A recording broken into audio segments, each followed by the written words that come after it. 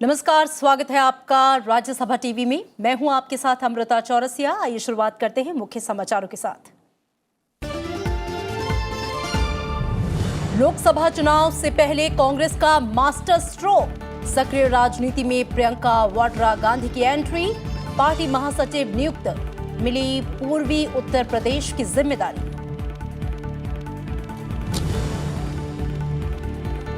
महान स्वतंत्रता सेनानी नेताजी सुभाष चंद्र बोस की जयंती पर देश कर रहा है याद। लाल किले में बोस संग्रहालय का प्रधानमंत्री ने किया उद्घाटन। प्रथम सुभाष चंद्र बोस आपदा प्रबंधन पुरस्कारों का भी होगा ऐलान।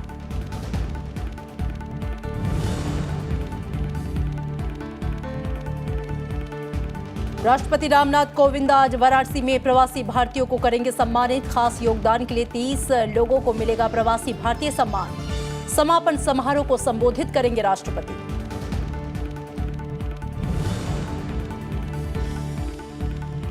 गणतंत्र दिवस से पहले दिखी देश की आन बान और शान। राजपथ पर गणतंत्र दिवस परेड की फुल ड्रेस रिहर्सल। यातायात सुचारू रूप से चलाने के लिए बदले गए कई मार्ग।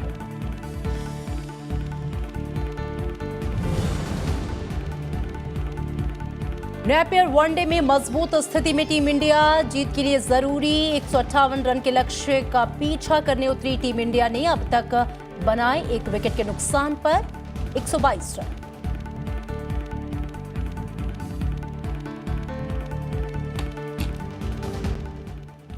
और आइए बुलेटिन की शुरुआत इस वक्त की बड़ी खबर से करते हैं। लोकसभा चुनाव से पहले उत्तर प्रदेश में कांग्रेस पार्टी ने एक बड़ा दांव खेला है।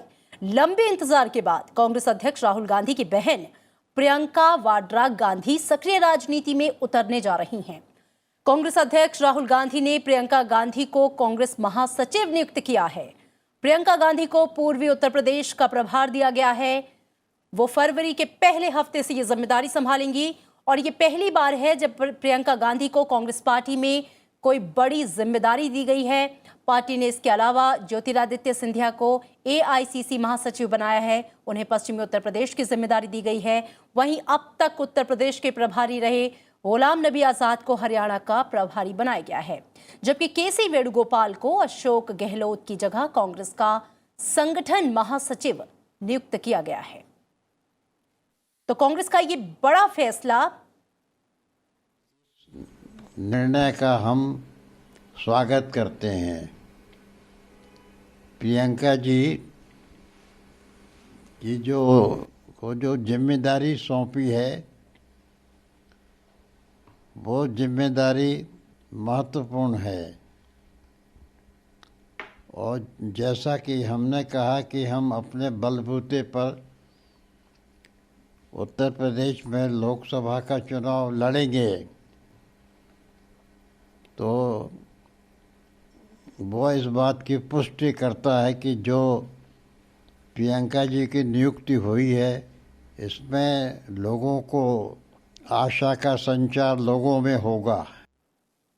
और आइए सीधा रुख करेंगे न्यूज रूम का, जहां से हमारे सहयोगी विशाल दहिया हमारे साथ जुड़े हैं। विशाल, कांग्रेस ने एक बड़ा दांव खेला है और ऑफिशियली एंट्री हुई है प्रियंका गांधी वाड्रा की, जिसकी काफी लंबे अरसे से कांग्रेसी कार्यकर्ता जो है, नेता जो हैं, डिमांड कर रहे थे।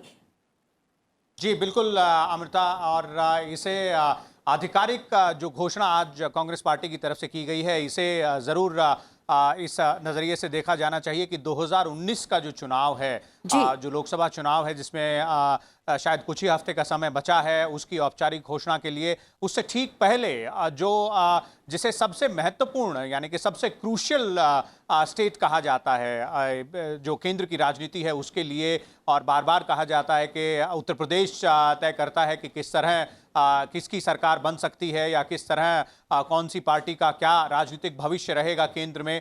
उस महत्वपूर्ण राज्य को 2 हिस्सों में बांटा है कांग्रेस पार्टी ने, एक पूर्वी हिस्सा और एक पश्चिमी हिस्सा। जो पूर्वी हिस्सा है उसकी जिम्मेदारी प्रियंका गांधी को दी गई है।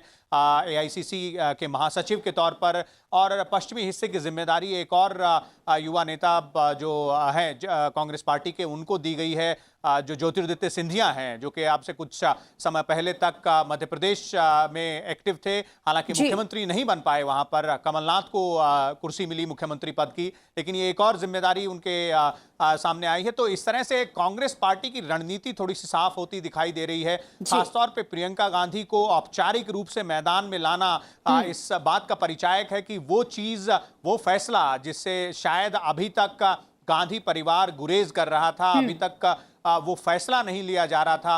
हालांकि ऐसा नहीं है कि प्रियंका गांधी जो राजनीतिक हलका है उसमें एक्टिव नहीं रही हैं। वो अपनी जो मां की कॉन्स्टिट्यूएंसी है रायबरेली, और अपने भाई यानी कि जो कांग्रेस अध्यक्ष हैं राहुल गांधी, उनकी जो कॉन्स्टिट्यूएंसी है अमेठी, वहां पर लगातार वो चुनाव प्रचार करती रही हैं। पिछला जो विधानसभा चुनाव था उत्तर प्रदेश में, उसमें भी एक स्टार प्रचारक के तौर पर वो मौजूद थी कांग्रेस पार्टी के लिए। लेकिन आधिकारिक रूप से कांग्रेस पार्टी का कोई बड़ा पद लेकर पहली बार वो मैदान में उतरेंगी तो जरूर कांग्रेस के जो कार्यकर्ता हैं और कांग्रेस के जो नेता हैं, उनकी उम्मीदें जरूर बढ़ी हैं ज्यादा। लेकिन 2019 का जो घमासान होगा, उसमें किस तरह से कांग्रेस अपनी रणनीति बना पाएगी, और जो नया जो ये चेहरा पेश किया है कांग्रेस पार्टी के रणनीतिकारों ने, उसका किस तरह से इस्तेमाल कर पाएगी, ये थोड़ा सा देखना होगा। जी विशाल, कहीं ना कहीं इस फैसले से ये समझा जा सकता है कि 2019 के चुनाव को जो कांग्रेस है कितना क्रूशियल मान रही है, क्योंकि प्रियंका गांधी वाड्रा की एंट्री एक तरह से आखिरी दाव कांग्रेस का।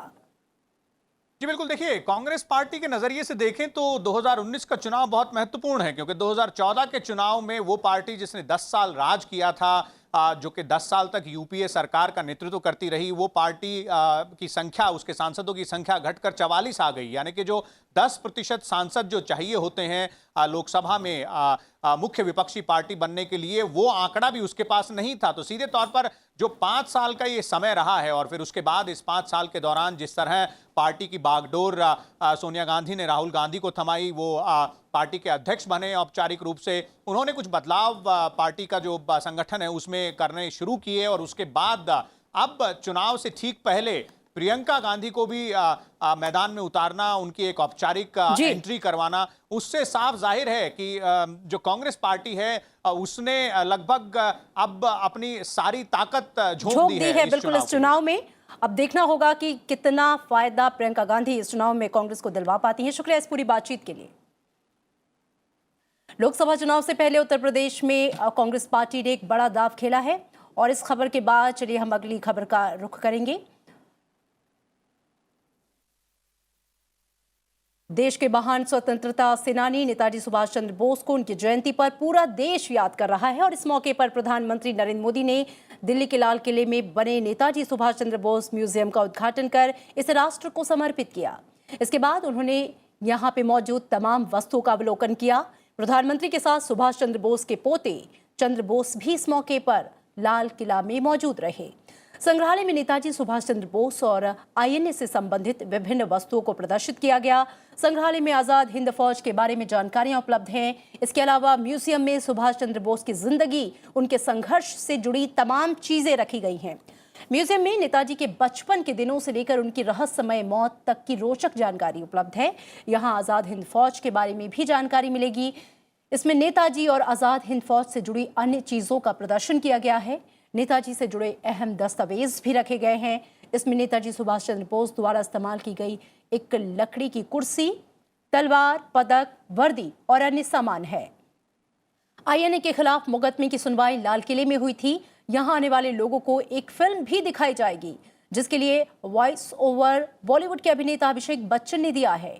इन ऑडियो विजुअल्स के अलावा आगंतुकों के लिए आर्काइव और रिपोर्ट्स भी हैं। यहाँ पर 100 से ज्यादा पैनल लगे हैं जो बोस के पूरे जीवन का परिचय देंगे। उसमें आजाद हिंद फौज के कुछ अभूतपूर्व सैनिकों का भी इंटरव्यू दिखाया गया है। म्यूजियम की आधारशिला भी प्रधानमंत्री मोदी ने 21 अक्टूबर 2018 को रखी थी। प्रधानमंत्री मोदी इसके अलावा यादें जलिया संग्रहालय भी गए, जो जलियांवाला नरसंहार की याद दिलाता है। म्यूजियम में आने वाले लोगों को साल 1919 में हुए उस दर्दनाक घटना को एक तरह से जीवंत रूप में देखने का मौका मिलेगा।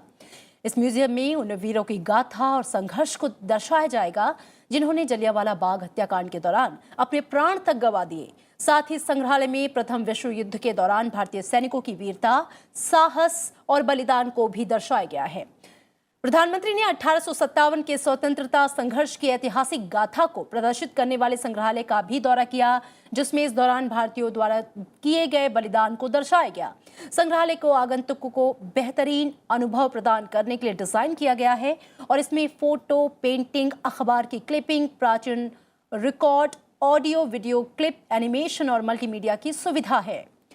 प्रधानमंत्री ने समकालीन पेंटिंग दृश्य कला से जुड़ी प्रदर्शनी का भी अवलोकन किया। इसमें 16वीं शताब्दी से भारत की आजादी तक के भारतीय कला को प्रदर्शित किया गया है। और इसके अलावा आपदा के दौरान राहत और बचाव अभियान में बेहतरीन काम करने वाले पुलिसकर्मी और संस्थानों को दिए जाने वाले नेताजी सुभाष चंद्र बोस के नाम पर राष्ट्रीय अवार्ड का ऐलान किया जाएगा। 21 अक्टूबर 1943 को सुभाष चंद्र बोस द्वारा भारत की पहली स्वतंत्र सरकार आजाद हिंद सरकार के गठन की घोषणा के 75 साल पूरे होने के मौके पर प्रधानमंत्री मोदी ने यह ऐलान किया। इसके तहत 3 पुरस्कार दिए जाएंगे, जिनमें संस्थान और व्यक्ति शामिल है। संस्थान को 51 लाख रुपए नकद और प्रमाण पत्र दिया जाएगा। इसी तरह व्यक्तिगत विजेता को 5 लाख रुपए और प्रमाण पत्र प्रदान किया जाएगा।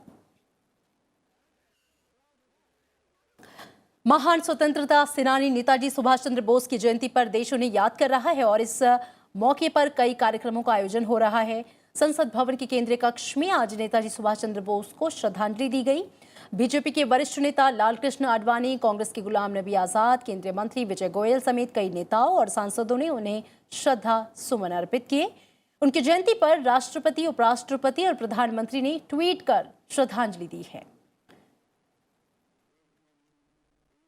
राष्ट्रपति रामनाथ कोविंद ने नेताजी सुभाष चंद्र बोस की जयंती पर उन्हें नमन किया। राष्ट्रपति ने ट्वीट किया है कि वे हमारे सबसे लोकप्रिय राष्ट्र नायकों और स्वतंत्रता संग्राम के महानतम सेनानियों में से एक हैं।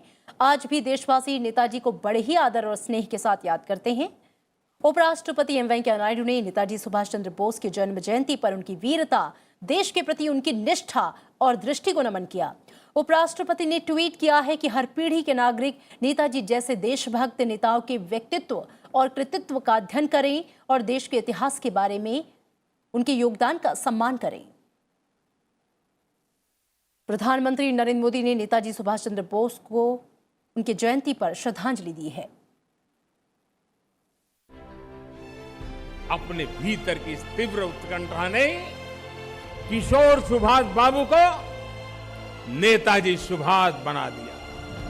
नेताजी का एक ही उद्देश्य था, एक ही मिशन था, भारत की आजादी, मां भारती को गुलामी की जंजीरों से मुक्त कराना। यही उनकी विचारधारा थी और यही उनका कर्म क्षेत्र था। आज मुझे प्रसन्नता है कि एक भारत श्रेष्ठ भारत के मार्ग पर चलते हुए हम सभी नेताजी की भावनाओं के अनुरूप आगे बढ़ने का प्रयास कर रहे हैं। नेताजी सुभाष चंद्र बोस, नेताजी सुभाष चंद्र बोस, नेताजी सुभाष चंद्र बोस। नेताजी सुभाष चंद्र बोस का जन्म 23 जनवरी 1897 को ओडिशा के कटक में हुआ था। 1943 में उन्होंने आजाद हिंद फौज का गठन कर दिल्ली चलो का नारा दिया और राष्ट्र प्रेम की दिव्य ज्योति जलाकर अमर हो गए। सबको कॉल देता हूं, तुम मुझे खून दो, मैं तुम्हें आजादी दूंगा। जय हिंद, जय हिंद। तुम मुझे खून दो और मैं तुम्हें आजादी दूंगा। जय हिंद। ये नारे आज भी देशवासियों के दिलों में देशभक्ति का जज्बा पैदा करते हैं। देश पर मर मिटने वाले नेताजी सुभाष चंद्र बोस ने इस नारे से देशवासियों के दिलों में आजादी की मशाल रोशन की। सुभाष चंद्र बोस का ताल्लुक कटक के समृद्ध परिवार से था। देशभक्ति की भावना का उदाहरण उनके शुरुआती दिनों में ही मिलता है, जब उन्होंने अपने शिक्षक के भारत विरोधी बयान पर घोर आपत्ति प्रकट की। बड़े होकर वो इंग्लैंड पढ़ाई करने गए और पिता से वादा किया कि वो आईसीएस में सफलता प्राप्त करेंगे। उन्होंने अपना वादा निभाया, लेकिन आईसीएस की परीक्षा में उत्तीर्ण होने के बाद सुभाष चंद्र बोस ने नौकरी से इस्तीफा दे दिया। सिविल सर्विस छोड़ने के बाद वो भारतीय राष्ट्रीय कांग्रेस के साथ जुड़े। दिसंबर 1927 में कांग्रेस के राष्ट्रीय महासचिव के बाद 1938 में उन्हें कांग्रेस का राष्ट्रीय अध्यक्ष चुना गया, लेकिन बाद में मतभेद होने पर सुभाष चंद्र बोस ने फॉरवर्ड ब्लॉक के नाम से अपनी अलग पार्टी बनाई। 1943 में उन्होंने आजाद हिंद फौज का गठन कर दिल्ली चलो का नारा दिया। अगस्त 1945 में टोक्यो के लिए निकलने पर ताइहोकू हवाई अड्डे पर नेताजी का विमान हादसे का शिकार हो गया। स्वतंत्र भारत की अमरता का जय घोष करने वाला राष्ट्र प्रेम की दिव्य ज्योति जलाकर अमर हो गया। Bureau report, Rajya Sabha TV. राष्ट्रपति रामनाथ कोविंद के समापन भाषण के साथ आज शाम प्रवासी भारतीय दिवस सम्मेलन का समापन हो जाएगा। राष्ट्रपति आज दुनिया भर से आए भारतीय मूल के 30 प्रवासियों को प्रवासी भारतीय सम्मान प्रदान करेंगे। सम्मेलन में 5000 से ज्यादा प्रवासी भारतीय हिस्सा ले रहे हैं। समापन सत्र से पहले आज विभिन्न मुद्दों जैसे कि संकट की घड़ी में भारतीय सामाजिक संगठनों की भूमिका, कचरा प्रबंधन और आर्टिफिशियल इंटेलिजेंस में भारतीय प्रवासियों की भूमिका पर चर्चा हुई। इसके साथ ही दोपहर बाद एक विशेष सत्र में भारत में साइबर सिक्योरिटी के विकास पर भी संवाद आयोजित किया जाएगा। समारोह संपन्न होने के बाद सभी प्रतिभागी कल कुंभ मेले के लिए प्रयागराज जाएंगे और 26 जनवरी को दिल्ली में गणतंत्र दिवस परेड देखेंगे।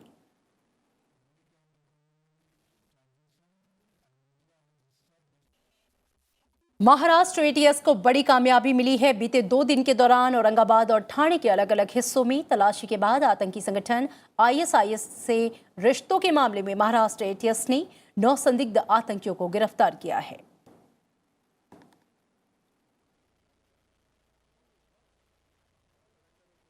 चुनाव आयोग के लिए ईवीएम बनाने वाली सार्वजनिक क्षेत्र की company electronic corporation of India limited यानी कि ईसीआईएल ने ईवीएम को हैक करने का दावा करने वाले सैयद शुजा के 2009 से 2014 के बीच कंपनी के साथ किसी भी भूमिका में काम करने से इनकार किया है। ईसीआईएल के अध्यक्ष और प्रबंध निदेशक retired real admiral Sanjay Choubey ने उपचुनाव आयुक्त सुदीप जैन को लिखे पत्र में बताया कि कंपनी के पुराने रिकॉर्ड की जांच में यह पाया गया है कि 2009 से 2014 के दौरान शुजा ना तो कंपनी का कर्मचारी था, ना ही ईवीएम के डिजाइन और डेवलपमेंट के मामले में ही किसी भूमिका में जुड़ा था। ईसीआईएल ने मीडिया रिपोर्टों में शुजा के ईसीआईएल से जुड़े होने के दावे का खंडन करते हुए स्थिति को स्पष्ट किया।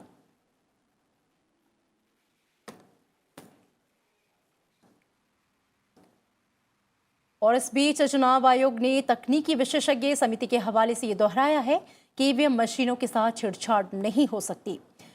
केबल के जरिए ईवीएम मशीनों को केवल ईवीएम मशीन के साथ ही जोड़ा जा सकता है और ये काम पूरी तरह से सार्वजनिक होता है। तकनीकी विशेषज्ञों का ये कहना है कि ऐसी कोई तकनीक नहीं है जिसे ईवीएम को किसी वायरलेस यंत्र से रेडियो फ्रिक्वेंसी के जरिए जोड़ा जा सके। विशेषज्ञों का ये कहना है कि आयोग द्वारा इस्तेमाल में लाई जा रही हर प्रकार की ईवीएम को निम्न और उच्च श्रेणी के वायरलेस रेडियो फ्रिक्वेंसी से अप्रभावित रहने संबंधी परीक्षणों से के कठिन दौर से नियमित रूप से गुजारा जाता है। समिति ने कहा कि मशीनों की कार्यप्रणाली का हर परिस्थिति में परीक्षण किया जाता है, साथ ही इसकी कोड प्रणाली को भी नियमित तौर पर जांच के दौर से गुजारा जाता है। चुनाव आयोग इस मामले में दिल्ली पुलिस में एफआईआर दर्ज करा चुका है और इस शिकायत में कहा गया है कि मीडिया रिपोर्ट में जिस सैयद शुजा ने ईवीएम हैक करने का दावा किया उससे आईपीसी की धारा 505 1B का उल्लंघन होता है।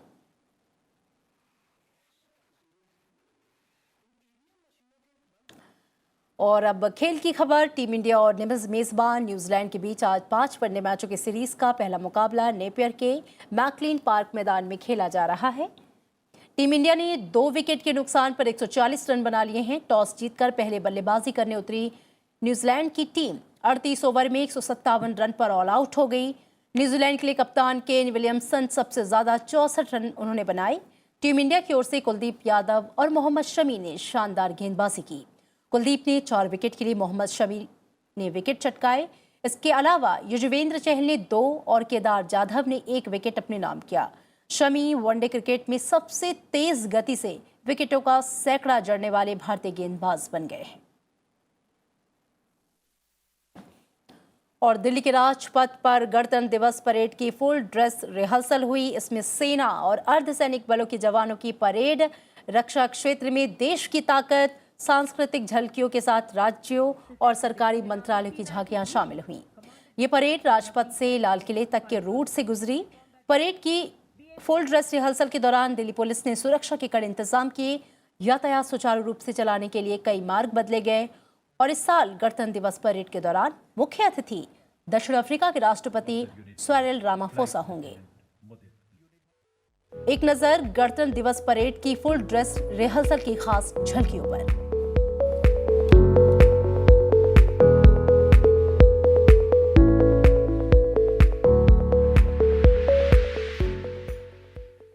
गणतंत्र दिवस पर प्रदर्शन करने के लिए सजी अलग अलग राज्यों की झांकियों ने कल दिल्ली कैंट के परेड ग्राउंड पर भारत के गौरवशाली इतिहास की एक बानगी दिखाई। इस मौके पर उत्तराखंड के कौसानी, जिसे भारत का स्विट्जरलैंड भी कहा जाता है, की झांकी मुख्य आकर्षण का केंद्र रही। पेश है एक रिपोर्ट।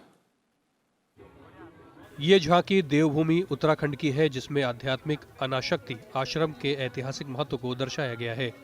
यही वो जगह है जहां 1929 में महात्मा गांधी ने भारत भ्रमण के दौरान रुककर हिमालय पर्वत में बसी इस खूबसूरत जगह को भारत के स्विट्जरलैंड की संज्ञा दी थी।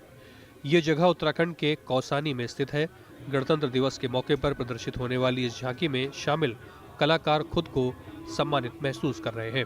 हम उत्तराखंड की इस झांकी में एक्शन करने वाले हैं और हम सौभाग्यशाली है कि हमें यहाँ आने का मौका मिला। मतलब कि हमें 26 जनवरी की परेड में शामिल होने का मौका मिला। हमें बहुत बड़ा गर्व है कि हम यहाँ आ रहे हैं और इतने बड़े स्टेज पे आए हैं। सब मेरे इतने बड़े मतलब मेरी लाइफ की सबसे बड़ी अपॉर्चुनिटी यही रहेगी कि मैं इस स्टेज पे आई हूँ और इस काबिल बनी हूँ कि खुद झांकी में खुद शामिल हो रही हूँ। भारतीय रेल की झांकी में गांधी जी के महात्मा बनने तक के सफर को बखूबी दर्शाया गया है। झांकी के पहले भाग में भाप के इंजन को दिखाया गया है, जिसके ऊपर गांधी जी की प्रतिमा को देखा जा सकता है। वहीं उत्तर प्रदेश की झांकी में काशी विद्यापीठ के शिलान्यास पत्थर को और वाराणसी के स्वच्छ घाटों को दिखाया गया है। 2019 में हम लोग महात्मा गांधी की 150वीं जयंती मना रहे हैं और गणतंत्र दिवस का थीम जो गवर्नमेंट ऑफ इंडिया ने रखा हुआ है वो है महात्मा गांधी जी की 150वीं जयंती। उसके परिप्रेक्ष्य में हम लोगों ने टैबलो में काशी विद्यापीठ जो कि बनारस में है और जिसका महात्मा गांधी का गहरा रिश्ता रहा है वो हम लोगों ने दिखाने का प्रयास किया है। इसके अलावा हम लोगों ने जो काशी की प्राचीन विरासत है वो भी हम लोगों ने झांकी के माध्यम से आम जनता तक पहुँचाने का प्रयास किया है। गुजरात, अरुणाचल प्रदेश, असम समेत देश के 16 राज्य दिल्ली के राजपथ पर अपनी अपनी झांकियां दिखाने को बेताब है। 2019 में मनाया जाने वाला गणतंत्र दिवस महात्मा गांधी की 150वीं जयंती का साल भी है। लिहाजा इस बार प्रदेशों और केंद्रीय मंत्रालयों की ओर से निकाले जाने वाली झांकी की थीम महात्मा गांधी की 150वीं जयंती पर आधारित है। गणतंत्र दिवस के इतिहास में ऐसा पहली बार है जब सभी झांकियों की थीम एक विषय पर है। गणतंत्र दिवस के मौके पर देश के 15 राज्यों की झांकियां अपनी सांस्कृतिक विरासत और भारत की आन बान शान को दिखाने के लिए पूरी तरह से तैयार हैं। इस बार का गणतंत्र दिवस इस मायने में भी अलग होगा कि राष्ट्रपिता महात्मा गांधी की याद में 150वीं जन्म शताब्दी को इस गणतंत्र दिवस की थीम बनाया गया है। कैमरामैन राज ठाकुर के साथ मोहम्मद फातेह टीपू, राज्यसभा टीवी। राजधानी दिल्ली के राजपथ पर प्रति वर्ष 26 जनवरी को गणतंत्र दिवस मनाया जाता है। दिल्ली में गणतंत्र दिवस 2019 परेड की तैयारियां जोरों पर हैं और इस दिन भारत के राष्ट्रपति से प्रधानमंत्री तक इंडिया गेट पर शहीद जवानों को सलामी देते हैं। साथ ही सेना का शक्ति प्रदर्शन होता है। दिल्ली में भव्य रूप से सूरज की किरणों के साथ परेड निकाली जाती है। आइए चलते चलते नजर डालते हैं इस खास रिपोर्ट पर। 58 साल के कमलेश्वरी यादव 26 जनवरी की तैयारी उसी गंभीरता के साथ कर रहे हैं जैसे पिछले करीब 35 साल से वो करते रहे हैं। बढ़ती उम्र में हाड़ कपा देने वाली ठंड भी उनके हौसले पस्त नहीं कर पाती, क्योंकि दिल में देशभक्ति का जज्बा है। कमलेश्वरी के शरीर की ताकत भले ही घटी हो, पर जोश हर साल बढ़ रहा है। आखिर इसी राजपथ से भारत पूरे विश्व को अपनी ताकत दिखाता है और इसमें इनका भी अहम योगदान होता है। हम 30 साल से सर यहाँ काम कर रहे हैं। सर्दी में पूरा चाहे बारिश हो जाए उसमें भी काम करवाते हैं, काम करते हैं खुद भी। ये देश के लिए बहुत गौरव की बात है। सारे ऑफिसर हमको मानता है कि तुमको 30 साल हो गया कमलेश्वरी, तुम सही काम करते हो। तो ये जब आपके गांव में पता लगता है आप 26 जनवरी के लिए काम करते हो तो कैसा लगता है सबको, कितना महसूस गर्व है? बहुत महसूस होता है कि ये आदमी शक्ति से काम करता है वहाँ पर देश के लिए। कमलेश्वरी जैसे सैकड़ों लोग गणतंत्र दिवस आने से करीब 2.5 महीना पहले ही राजपथ के इस ऐतिहासिक सड़क के दोनों छोरों को सजाने और संवारने में लग जाते हैं। भारत के संविधान के लागू होने के बाद यानी 1950 से इसी राजपथ से भारत ने विश्व को अपनी सामरिक और सांस्कृतिक ताकत का एहसास करवाया है। भारत की फौज के तीनों अंगों समेत अस्त्र शस्त्र और संस्कृति की झांकियां भारत की अनेकता में एकता का सबूत देती हैं। ऐतिहासिक परेड है, ये दिखाती है हिंदुस्तान का जो कल्चर है, हिंदुस्तान की जो आज़ादी से लेकर आज तक जो भी तरक्की की है वो पूरा जाके इस परेड के अंदर शामिल हो जाता है और इसमें भारत की ताकत भी बीच में शामिल आ जाती है। ये देश को जोड़ने के लिए एक बहुत ही अहम हिस्सा है देश का, जिससे कि पूरे विश्व इस परेड को देखती है। और मैं समझता हूँ कि ये जो परेड जो हम कराते हैं 26 जनवरी की, इस प्रकार की परेड कहीं भी दुनिया में नहीं है। 26 जनवरी 1950 को हमारा संविधान लागू हुआ और इस दिन से गणतंत्र दिवस मनाए जाने की परंपरा भी शुरू हुई। पहले रिपब्लिक डे परेड के लिए स्थायी स्थान का चयन नहीं किया गया था, जिस वजह से 1950 से लेकर 1954 तक ये परेड अलग अलग की गई। पहली गणतंत्र दिवस की परेड राजधानी दिल्ली के इरविन मैदान में आयोजित हुई थी। इस स्टेडियम का नाम पूर्ववर्ती वायसराय इरविन के नाम पर रखा गया था। राजपथ का इतिहास एक ऐसी सड़क है जहां हर साल भारत का छोटा स्वरूप देखने को मिलता है। उस माफी की सिक्योरिटी प्रॉब्लम थी जो आज है। घरों के ऊपर, छतों के ऊपर, पेड़ों के ऊपर सारी जगह लोग चढ़े होते थे अपने देश की बढ़ती हुई ताकत को देखते हुए।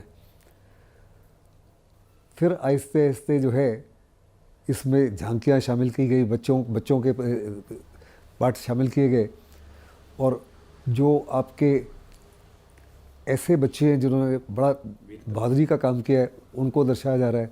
फिर जो आपके वेटरन्स हैं जिन्होंने देश के लिए परमवीर चक्र या अशोका चक्र वगैरह दूसरे जीते और जो जीवित हैं उनको भी दर्शाया जाता है ताकि उनके वेलर को भी रिकग्नाइज किया जाए और देश उनको सैल्यूटेशन दे। 26 जनवरी की date was selected for the republic to celebrate our republic day because on 26 January 1929, Ravi के किनारे when Jawaharlal Nehru was the president of the Congress, उन्होंने पूर्ण स्वराज की मांग की थी।